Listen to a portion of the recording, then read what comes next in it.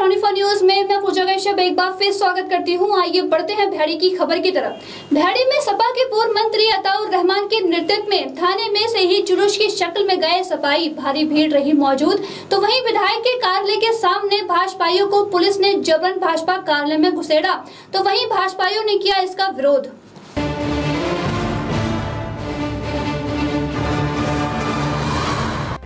Baheri block प्रमुख के चुनाव में सपा ने गड़बड़ी का आरोप लगाया था। इसी सिलसिले में बहेड़ी तहसील परिसर में सपा ने विशाल धरना प्रदर्शन रखा था।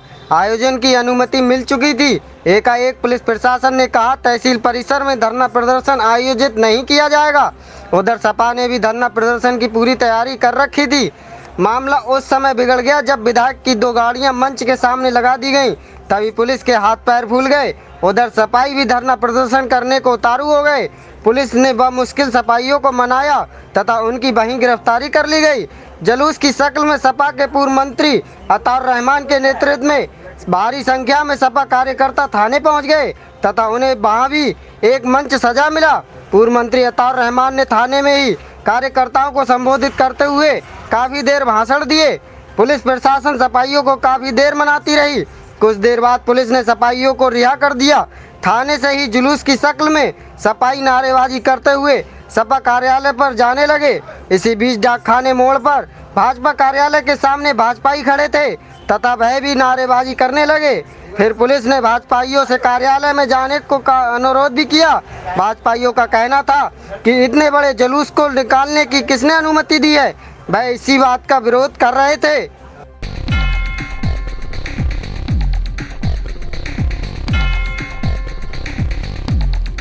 आप एक सभी को मनवाते रहोगे, हमारे खिलाफ मुकदमे लिखते रहोगे, हमें प्रोग्राम नहीं करने दोगे। जानते हैं तो आपका कोऑपरेट किया नहीं गया, हमेशा आपका कोऑपरेट। ये हमारा प्रोग्राम कल इंस्पेक्टर देखने आए, कहाँ होगा ये सब व्यवस्था देख के गए। सुबह SDM साहब आए, देख के गए और हमसे फोन पे बात करी। अब जो है यहाँ विधायक जी ने प्रोग्राम स्थल पे 2 गाड़ियाँ खड़ी कर दी अपनी। अब ये पूरा प्रशासन कह रहा है यहाँ से प्रोग्राम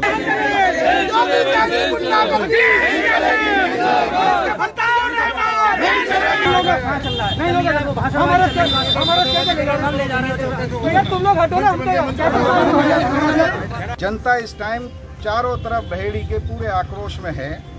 तो जिस दिन रिजल्ट हुआ उस दिन उनके घर को बिल्कुल छावनी बना दिया गया और अभी भी उनका घर छावनी में तब्दील है। कभी जनप्रतिनिधि को पुलिस की ज़रूरत नहीं पड़ती है अगर जो जनता की सेवा करता है, लेकिन यहाँ का विधायक क्योंकि इन्होंने लूटने के अलावा कोई काम नहीं किया है। 4.5 साल हो गए, इनकी अकूत संपत्ति है।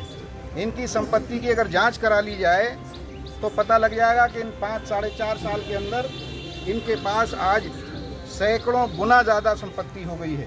का चुनाव जब से शुरू हुआ तब से लगातार भारतीय जनता पार्टी के लोग, जिनमें पब्लिक का सामना करने का कोई साहस नहीं है, जिन्हें जो चुनाव लड़ने का जिन्हें कोई साहस नहीं है, वो भारतीय जनता पार्टी के लोगों ने हमारे BDC मेंबर का अपहरण कर लिया, तोताराम कश्यप का भुआ के, और उसके बाद हमारी 6 दिन तक वो गायब रहा और प्रशासन, उसकी पत्नी लगातार प्रशासन से मिलती रही, पुलिस के अधिकारियों से मिलती रही, लेकिन कभी भी उनका मुकदमा नहीं लिखा गया।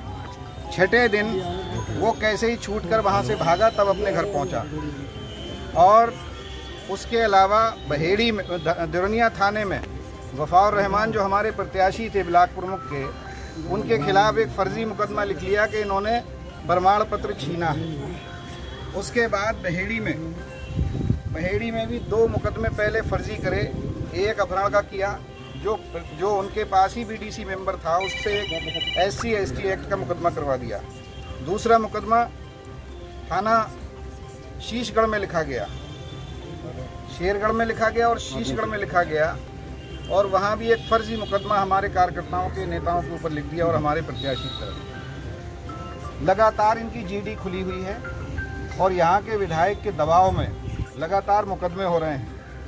हमारा पर्चा निरस्त कर दिया गया दमखोदा ब्लॉक का, और बहेड़ी की ब्लॉक प्रमुखी भी बेईमानी से पूरी तरह से हरा दी गई। हम लोगों ने, हमारे कार्यकर्ताओं ने तय किया कि अपनी बात रखने के लिए हम लोग तहसील पर धरना देंगे। धरना आज का तय हो गया और कल यहाँ के पुलिस अधिकारियों ने हमसे बात करी, मौका मुआयना करा कहाँ पर है आपका प्रोग्राम, और सुबह एसडीएम साहब ने खुद मुझसे बात करी कि कितने लोग आपके हो जाएंगे। मैंने बताया तो बोले ठीक है। उसके बाद यहाँ भारतीय जनता पार्टी का विधायक जो गुंडों को शरण दे रहा है और पूरी तरह से यहाँ का विधायक गुंडागर्दी में लिप्त है। जब इन्होंने समझ लिया कि चुनाव तो हम जैसे तैसे जीत गए, 2022 में सब लोग जो माहौल है उत्तर प्रदेश का और बहेड़ी का, समाजवादी पार्टी की सरकार 2022 में आएगी और आदरणीय अखिलेश यादव जी को उत्तर प्रदेश का मुख्यमंत्री बनाएंगे। और उन्होंने कह दिया है कि जो भी मुकदमे हैं सब पहले से ही वापस हो जाएंगे जो फर्जी मुकदमे लिखे जा रहे हैं।